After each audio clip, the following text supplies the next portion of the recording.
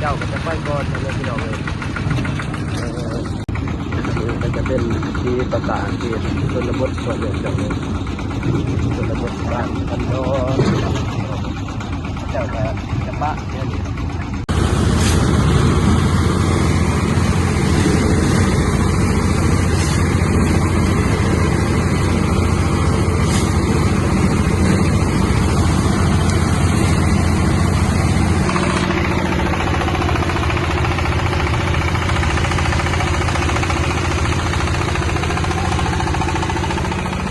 โอเคพ่อแม่พี่น้องเลยหนูตา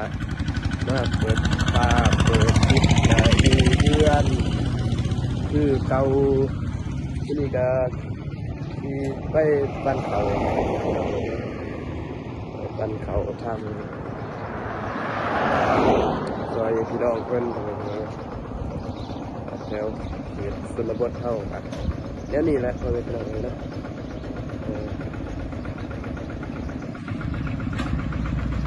จอดก่อนดิจานเล่นเปิดคลิปนี่นะ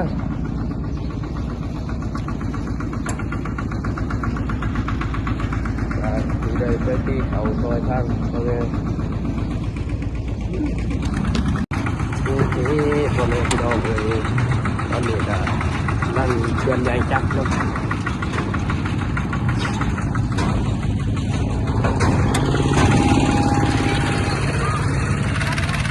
พี่น้องเพื่อนเจ้าก็จะไปก่อนนะพี่น้องเลยอันนี้ก็หน้ากระเจ้าแต่ยังทำเดียวทุกแล้ว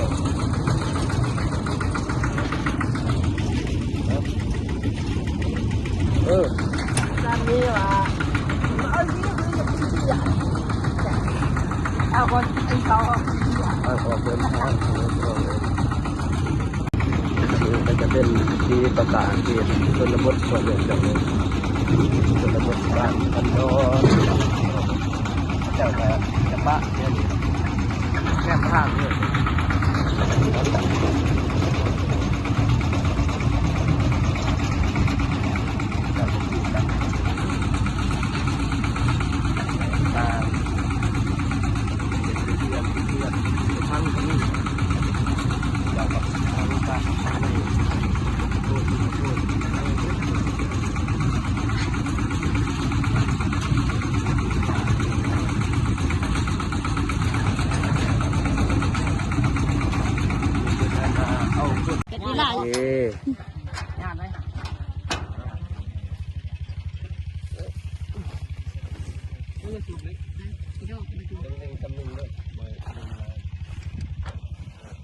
อันนี้เลยอันนี้ซ้ำหนึ่งอะไรเนี่ยบ่ได้อันนั้นหรอก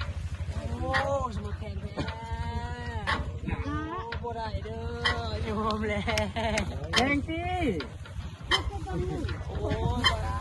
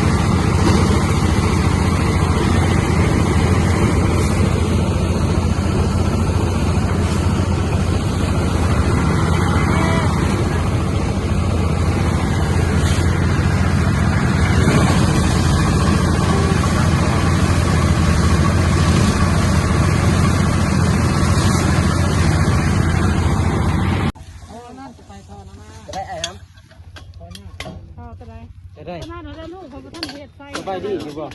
ต่อค่ะเดี๋ยวพี่น้องสิแล้วบ่กล่องเขาลูกใหญ่เนาะบึ้ดแต่เนี่ยมันจังสีอยู่กล่องก็บ่พอล่วงพอร้ายพี่น้องเอ้ยหักแต่ได้แบบประเดี๋ยวว่าเขาเห็นประเดี๋ยวว่า